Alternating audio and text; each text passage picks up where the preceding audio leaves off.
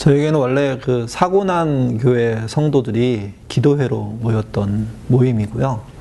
그 모임에 제가 초대돼서 설교했던 게 시작입니다.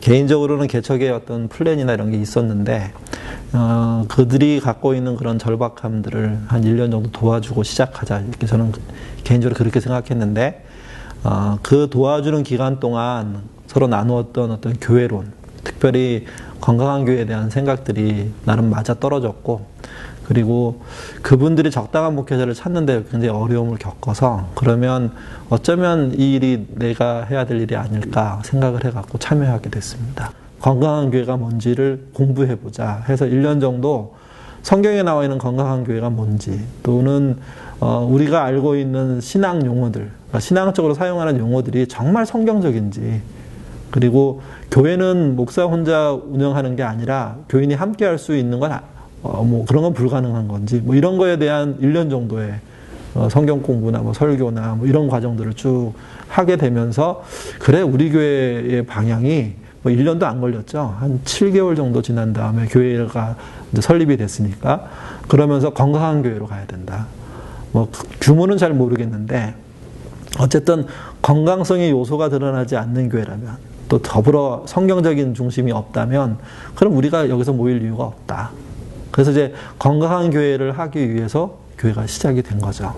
그런 이제 발견들이 있고 난 다음에 저도 개인적으로 내가 생각했던 교회랑 많이 닮은 교회를 만들 수 있을 것 같고, 또 하나 더 중요했던 거는, 제가 만약에 이 교회에 있어야지 이렇게 생각했으면 좀 약하게 만들 수도 있었을 것 같아요. 그러니까 좀 저의 편리를 생각했을 것 같은데, 제가 떠나야 된다고 생각했기 때문에 아마 더 나름 또 성경적인 이야기를 더 많이 강하게 했던 거죠. 그래서 그렇게 형성된 모양이 이렇게 나쁘지 않았습니다. 그래서 예인교회가 그런 모양으로 자리 잡기는 처음부터 그랬던 게 아니고요. 그런 과정을 지내면서 교인들이, 그래 성경적인 교회를 생각하자, 안디옥 교회 같은 교회가 너무 이상적이고 좋다, 그런 교회를 해보자 하는 마음으로 시작이 된 겁니다. 한 20여 가지 정도 제가 조사했을 때 나왔는데, 그 중에 한 7가지를 제가 따로 정리를 해봤습니다. 그 첫 번째가 뭐냐면, 너무 목회자 중심이었다는 거예요. 근데 그 안에는 참, 그 당시로 처음 들었을 때는 좀 슬픈 얘기 있는데, 너무 무원칙하고 불투명하다, 뭐 이런 식의 이야기들이 많았습니다. 그래서 목사님이 결정하면 우리는 해야 되잖아요. 그게 옳은 일은 아닌데, 그리고 목사님이 결정하셔서 하셨다고 하더라도 그게 검증되는 일이 없지 않습니까? 그리고 목사님은 언제 그런 것을 하나님으로부터 받으며 언제 결정하는지, 이런 것도 납득이 안 됩니다. 이게 목회자와 관련된 이슈가 하나 있었고, 두 번째로는 너무 성장하고 있다는 겁니다. 거기다가 회사에서 경험했던 마케팅 프로그램 비슷한 것들이 뭐 CRM 같은 게 막 들어와서 돌아다니고, 뭐 그런 거에 대한 한계가 있었고요. 또 하나는 성장 만능을 하려니까 전도 중심일 수밖에 없는 거죠. 그리고 교회에 있다가 나갔든 바깥에 있든 관계없이 대부분의 사람들을 잃은 양이라고 표현을 하는 거예요. 근데 그 안에서는 뭐라고 표현하냐면, 잃은 양이기보다는 교회가 싫다는 거예요. 교회가 잘못 가고 있다고 나는 생각한다는 거예요. 납득이 안 된다는 거죠. 뭐 이런 거 있었고요. 또 하나는 남성의 경우에는 너무 교회가 여성 중심적이었던 겁니다. 이게 여성을 폄하하거나 여성이 나쁘다는 뜻이 아니라, 남자로서 교회에 들어갈 틈바구니가 없고, 몇몇 남자들의 얘기는 여성화돼야지만 들어갈 수 있는 거다. 이건 문제다, 이거는. 그리고 또 하나가 너무 건물 중심이다. 건물을 성전이라고 부르는 거에 대해서는 그 당시 다 동의했는데, 그렇지만 하여튼 좀 찜찜한 면들이 많다. 우리가 왜 건물에만 투자를 해야 되느냐. 더 나쁜 건 예배당을 짓고 난데 다음 계획이 선교센터를 짓고, 다음 계획이 수령, 이런 식으로 나가는 거에 대해서 아주 회의적으로 보는 게 있었고요. 그리고 또 하나는, 왜 성경을 읽어보면 이웃사랑이 굉장히 중요하게 등장하는데, 그게 전도의 소모품이 되는지 하고, 또 하나는 이웃사랑보다 나를 사랑하는 게 훨씬 더 많이 강조되는 거에 대해서, 이건 좀 그 앞뒤가 안 맞는다. 왜 그러냐 하면, 성육신의 정신이 그게 아닌데, 그리고 주님이 하셨던 일이 그게 아닌데, 그러니까 그런 일들을 분명히 성경과 주님이 가신 길이 뚜렷하게 등장함에도 불구하고 왜 나를 이렇게 값어치 있게 만들려고 하느냐. 그리고 마지막으로 비성경적이다. 그러니까 그런 이야기들이 쭉 나열되면서 저희들 안에 그러면 뭘 할 수 있느냐 하는 고민들이 시작이 된 거예요. 목회자 중심주의는 많은 제사장을 중심으로 한 성도 민주주의로, 그 다음에 성장 만능주의는 성장이 아닌 성숙을, 그래서 공동체 중심으로, 저희들 이제 아둘람이라고 부르는데요. 그 아둘람이 실제 공동체성을 갖게 되고 성숙을 이끄는 모습으로, 그리고 전도 중심은 예수를 믿지 않는 사람들을 전도하는 건 물론 중요한데, 근데 지금의 상황은, 한국교회 상황은 익명의 그리스도인들에 대한 생각을 새롭게 가져야 되고, 그들에게 정말 교회가 여전히 희망이다, 그리고 교회 안에서 할 일이 있다, 그리고 교회를 고칠 수 있다라는 희망을 주는 방향으로요. 그리고 여성 중심은 이게 남성 중심으로 바뀌면 좀 문제라고 생각합니다. 그게 오히려 부부 중심으로. 그래서 저희 교회 같은 경우는 싱글들도 이 정신에 대해서 설명을 하고, 싱글들도 부부 모임에 같이 참여하도록 하거든요. 그리고 예배당 중심은 저희는 건물 없는 교회로 소화를 했는데, 이건 단순하게 건물을 갖자 말자가 아니라 교회가 최소한의 소유하고 최대한의 나눔을 하는 곳이 돼야 된다는 방향으로 잡았고요. 근데 나 중심성은 뭐 아주 너무 당연하게 타자 중심으로, 그리고 이웃을 위한 것이 하나님의 사랑이다라는 것으로, 그리고 전통적인 것은 성경적인 방식으로. 그래서 이거는 공부로 저희가 풀었는데요. 저희 교회는 11주 정도의 성경 용어를 배우는, 다시. 그러니까 우리가 기존에 쓰고 있는 용어들이 지극히 유교적이거나 아니면 샤머니즘적으로 이렇게 퇴색한 것들이 많은데, 그 부분을 실제 성경에서는 뭐라고 부르는지 확인하는 공부를 저희가 합니다. 그래서 그거를 11주 하면 저희 교회는, 저희 교회 정회원이 돼요. 예. 그러니까 요 정도의 틀을, 변화의 어떤 틀을 가지고 저희가 기본적인 모토를 뽑았는데, 그 모토가 비전은 하나님으로부터, 운영은 민주적으로, 소유는 최소한, 나누는 최대한입니다. 그래서 비전이 절대적으로 하나님 또는 성경을 통해서 나와야 한다고 생각하고요. 이 비전은 모든 성도들이 볼 수 있는 거라고 생각하고요. 운영은 그렇게 거듭난 사람들이 많은 제사장의 입장에서 성도 민주주의로 해야 되고요. 그리고 우리의 어떤 재력 또는 재능, 것은 나눔으로 써야 된다. 그래서 소유는 최소한, 나눔은 최대한. 그 정도가 저희 교회가 갖고 있는 어떤 계율이라고 할 수 있습니다. 교회의 민주적인 운영은 저는 목회관의 문제라고도 생각합니다. 왜냐하면 한국교회에서 교회를 얘기할 때 목사를 빼고 얘기할 수가 없으니까요. 목사의 위치가 어디 있느냐가 저는 중요한데, 그게 오너나 탑리더십이 아니라 자신이 맡은 교회를 어떻게 하면 그 교회의 성격, 특별히 성도들의 어떤 연합으로서 표현해 줄 수 있는지. 그러니까 우리 교회가 민주적이라고 말하는 건 그 성도들의 하는 일들을 이렇게 일으키는 것의 입장에서 보는 거거든요. 그러니까 목사가 그것을 돕는 거죠. 목사가 하나님의 비전을 개인적으로 알아서 우리 교회는 2014년도에 나눔을 합시다, 뭐 이렇게 얘기하는 게 아니라, 뭐 건축을 합시다 이렇게 얘기하는 게 아니라, 성도들 안에 지난 1년 동안 되어진 일들이 있습니다. 토론들이 있고 대화들이 있거든요. 그 대화 속에는 일도 있고 또는 방향성의 문제도 있고 때로는 문제점을 지적하기도 하거든요. 그러면 그런 요인들에 대한 정리들을 같이 해서 교회가 그 의견에 따라 움직일 수 있도록, 그 의견을 모으는 과정이 중요하다는 걸 알 수 있도록, 그게 저희 교회가 이제 가장 기본적으로 하는 거죠. 이런 걸 하기 위해서 저희는 영역적으로는 3가지로 딱 나눠져 있어요. 목회와 행정을 하는 운영위원회와 사역을 하는 사역자 그룹으로 나눠져 있습니다. 그러니까 목회와 운영위원회와 그 다음에 사역자 그룹은 그들이 각 개체로서 교회의 한 역할들을 감당하는 거예요. 그래서 셋이 합의해서 진행된다는 게 아주 큰 틀입니다. 제가 생각할 때 목회는 실제 우리가 많이 목사들이 하는 역할들을 하는 거죠. 다만 행정적인 지시의 정점에 있지 않는 겁니다.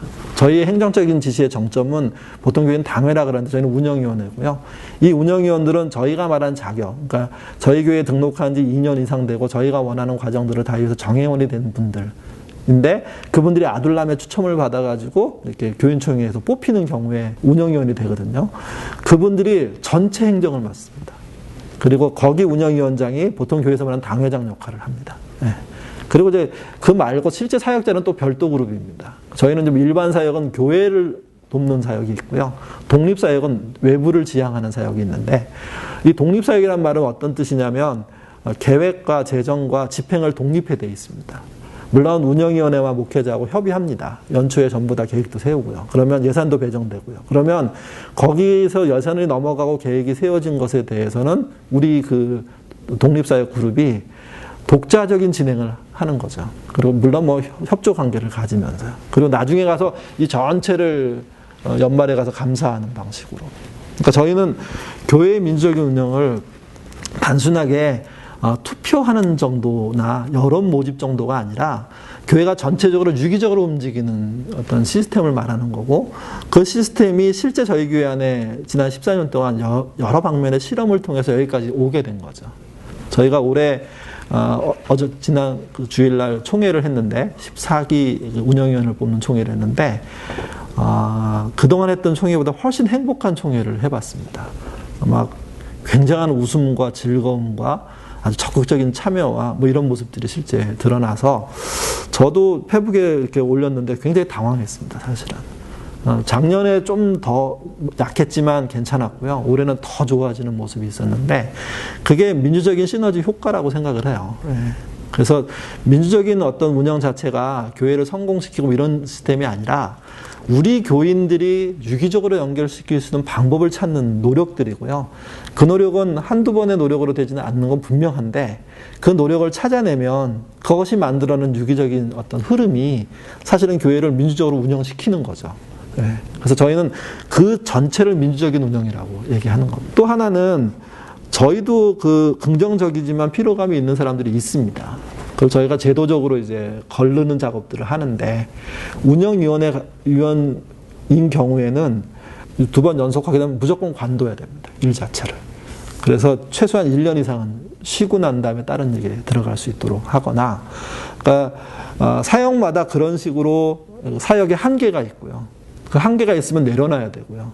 내려놓고 난 다음에 일정 기간 쉬고 나면 다시 복귀 의사가 있는 경우에 복귀하는 방식으로. 저희는 실제 피로감이나 어려움들을 그렇게 해결을 하고 있습니다. 여전히 일에 대한 어떤 일할 수 있는 자원에 대한 좀 부족함은 있지만 그럼에도 불구하고 그게 순환할 수 있도록 노력하는 어떤 구조들은 갖고 있습니다. 만족도면은요, 뭐 불만 많고요, 여전히. 개선사항은 많고요. 그거에 대한 저희의 기본 방침은 다 오픈한다는 겁니다, 전부 다.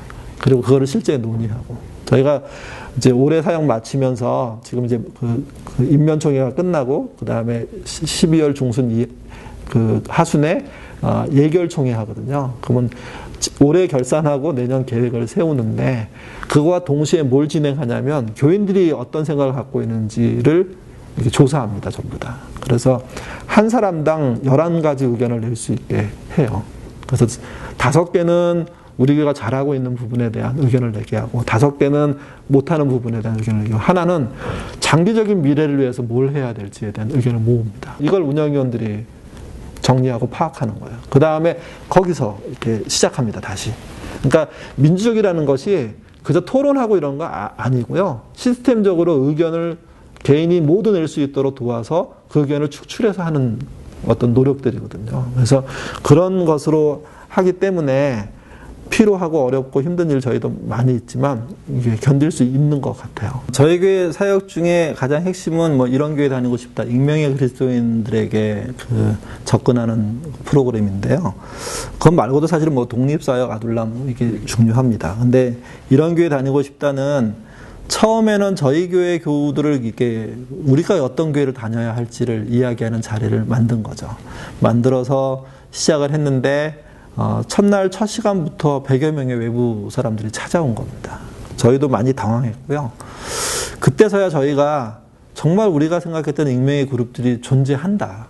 도시 안에 존재하고 이들은 뭔가 교회에 대한 활로를 찾으려고 노력하는데 그게 건강성이라는 이름으로 되고 있다. 그러면 그렇게 찾아오는 분들한테 무슨 얘기를 할 거냐? 우리 교회가 하고 있는 얘기를 하자.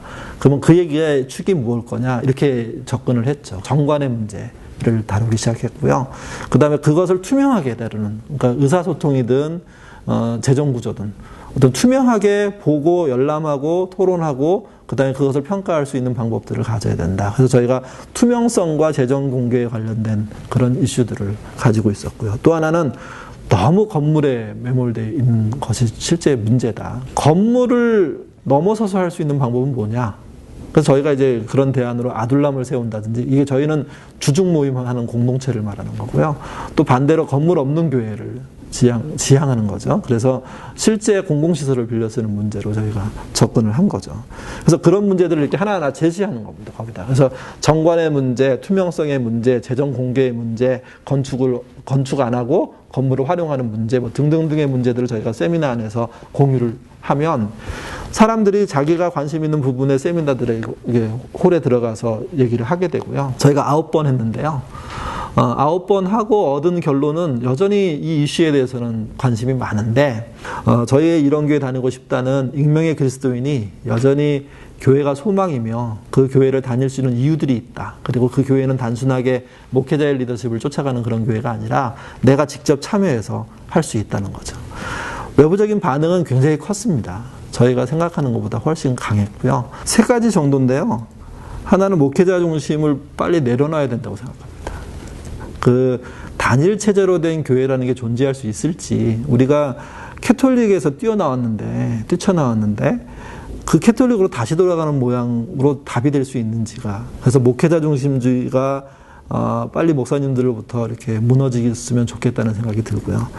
두 번째는 그거 목회자 중심과 연결되어 있는 건데, 성장 중심이, 성장 만능주의가 과연 옳은 건지, 그게 건강한 교회로 성장하는 게 중요하지 빨리 성장하는 게 무슨 중요한지. 그래서 성장 지향적인 그런 어떤 이슈들을 내려놔야 된다고 생각합니다. 그리고 마지막으로 3번째는요. 이게 원래 사실은 제일 첫 번째가 돼야 되는 건데, 전통적인 교회가 아니라 성경적인 교회가 되려고 애를 써야 된다는 거죠. 그래서 성경에 대한 해석이 바르게 되려고 노력하는 목회자들이 많아야 되고, 거기에 대한 질문을 받아줄 수 있어야 됩니다. 그러니까 익명의 그리스도인들의 상당수는요, 내가 궁금해서 물어봤는데 목사님이 화내시더라. 이게 아주 큰 맥락 중에 하나예요. 성경적인 논의에 대해서는 질문이 열려 있어야 되고, 어떠한 질문도 하더라도 목사님이 받아주고 그걸 풀어주려고 노력하는 어떤 애씀들이 있어야 되는데, 그런 자신감이 있어야 되는데, 그렇지 않다는 겁니다. 성경적이지 않은 것에 대해서는 밝으면서 성경에 대한 질문은 받아주지 않는 것. 예인교회 건강성은 저희가 뭐 성경적으로 완벽하다든지 아니면 일을 굉장히 잘하고 있다든지 넓게 하고 있다, 이런 것은 아닌 것 같고요. 제일 중요한 건 우리 성도들이 본인이 일반 성도로서 하나님의 어떤 뜻과 은혜를 따라갈 수 있다는 그런 주체적인 자리에 섰다는 거고요.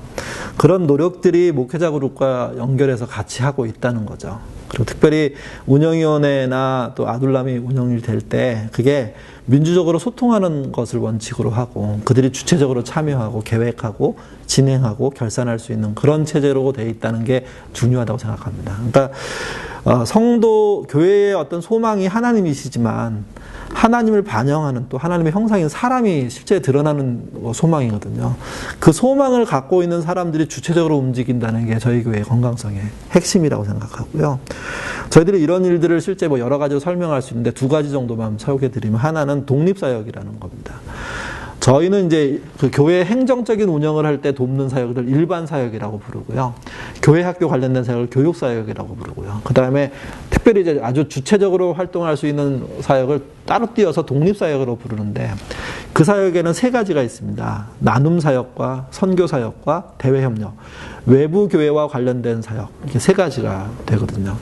그 사역들의 기본 특징은 합의와 토론을 통해서 도출하긴 하지만 계획이 세워지면 독자적으로 운영하는 데는 있습니다. 실제 교회의 어떤 영역에서 굉장히 비중이 큰, 한 30% 이상의 재정적인 비중이 있는 그런 사역들이 그들에 의해서 진행이 된다는 거죠. 그리고 운영위원회에서는 그걸 정말 행정적으로 돕고 목회적으로도 그걸 돕는 역할을 합니다. 2번째는 아둘람이라고 부르는데요. 보통 교회에서 셀이나 구역이라고 부르는데 저희는 이름이 아둘람이고요. 저희 교회가 갖고 있는 실제 핵심적인 역할들을 다 감당하는데, 주중 예배를 매주 진행하는 거고요. 가정을 돌아가면서 하는 거고요. 2번째는 그 아둘람이 아둘람 주일이라고 해서 1년에 2차례 아둘람끼리 주일 예배를 드려요. 전체 예배는 없습니다. 저희 15개 아둘람이 현재 존재하는데 그들이 전부 흩어져서 어떤 곳곳을 다 빌려가지고 15곳에서 예배를 따로 드립니다. 그런 예배를 1년에 2차례 하고요. 또 하나는 지명방어라는 걸 해요.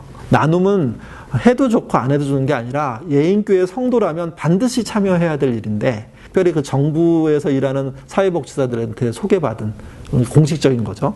그런 차상위층의 집에 찾아가서 생활환경 전체를 개선하는 프로그램을 해요.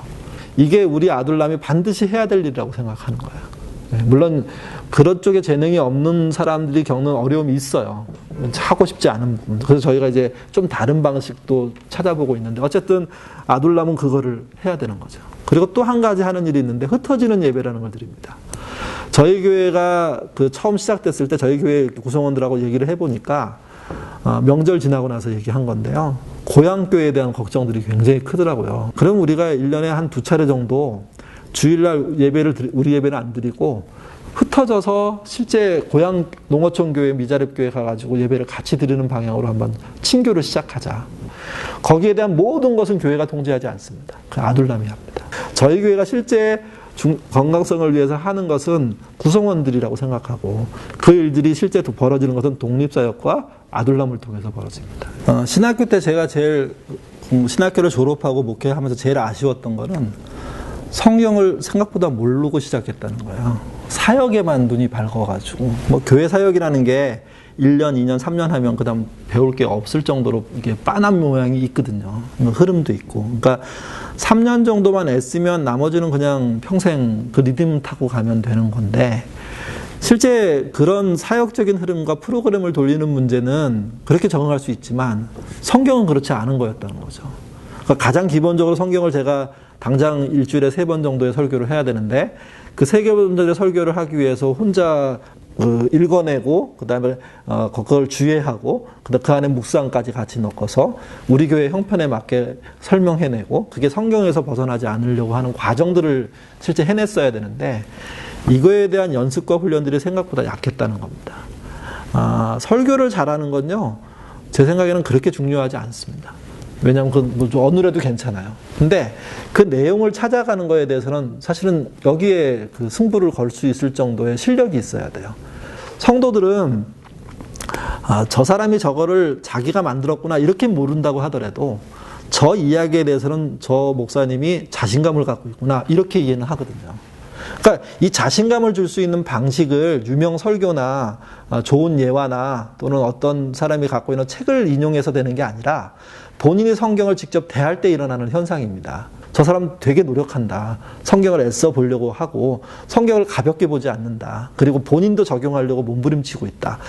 이게 제일 저는 중요한 목회 자산이라고 생각합니다. 기본적인 성경을 전달할 수 있는 것에 대한 자신감과 노력들을 평생 해야 되겠지만 기본적인 준비를 거기서 해갖고 나와야 그 다음에 뭔 얘기를 해도 할 수 있습니다. 목회자가 갖고 있는 생각의 문제이고 자신감의 문제이고 나만 표현할 수 있는 칼라가 있다는 겁니다. 그 칼라에 충실하게 표현하고 진실되게 표현하면 성도들은 그냥 알아듣습니다. 저 사람을 믿을 수 있다고 생각하는 겁니다. 믿을 수 없는 건 이거예요. 수많은 프로그램을 갖다 쓰는 거죠. 수많은 책을 갖다 얘기해 주는 거죠. 아니고 좀 부족할 수 있어요. 근데 진실되게 뭘 추구하고 나가는 하나님을 따라가려는 애씀들이 존재해야 됩니다. 이거를 만드는 게 중요하고 이거에 목숨을 걸어야 되고 이거 갖고 노력해야 됩니다. 목회의 가장 기본은 미래가 아니고 저는 과거라고 생각하는데요. 과거가 왜 중요하냐면 과거에 하나님이 그 사람을 인도해냈거든요. 그 인도해낸 패턴과 그런 내용들은 본인만 알 수 있습니다. 그 인도함으로부터 시작을 해야 미래에 가는 길도 가는 건데 우리는 미래에 잘된 어떤 모양만 그려놓고 그 중간에 유명 교회들의 요소들을 채워서 그걸로 가려고 하지만 절대로 갈 수 없습니다. 그래서 큰 교회의 문제는요. 신학교에서는 본받을 만한 문제로 등장하면 안 됩니다. 그건 아주 각별한 거야. 가끔 저희 교회를 특수교회라고 표현하거든요. 저는요, 큰 교회가 특수교회라고 생각합니다. 큰 교회 할 수 있는 목회자는요, 아무리 손꼽아봐도 100명이 안 됩니다. 여기 대해서 솔직해야 돼요. 100명이 뭡니까, 사실은요. 물려받은 사람 이런 거 다 빼고 나면 더 적죠, 숫자가. 거기다 창의적이라고 하는 사람은 더 적죠. 그러니까 그게 특수 목회예요, 그게요. 실제 목회는 자그마한 규모에서 자신의 목회적인 헌신과 노력을 통해서 말씀을 이어가려는 수고와 애씀과 교인들의 진실한 공동체를 통해서 이루어지는 것이고 그게 일반적인 목회인 겁니다. 큰 교회 절대로 기웃거리지 않고 큰 교회 프로그램 같은 거 한 번도 안 써도 교회는 할 수 있다고 생각합니다. 그래서 그런 준비와 노력들과 규모에 대한 환상을 버리고 맡겨진 일에 정말 도전적으로 한다면 그러면 일반적으로 생각하지 못했던 교회들이 등장하는 거죠. 진실되게 목회자가 뛰어들 수 있는 교회라면 성장합니다. 저는 그거 확실합니다. 좀 늦게 성장할 수 있죠. 나를 인도하신 하나님을 믿었으면 좋겠고요. 내가 그 하나님을 잘 알기 위한 노력과 수고와 공부들을 해야 된다고 생각하고요. 마지막으로 그렇게 인도하신 하나님의 어떤 방향성에 나를 던지는 그게 필요하다고 생각합니다.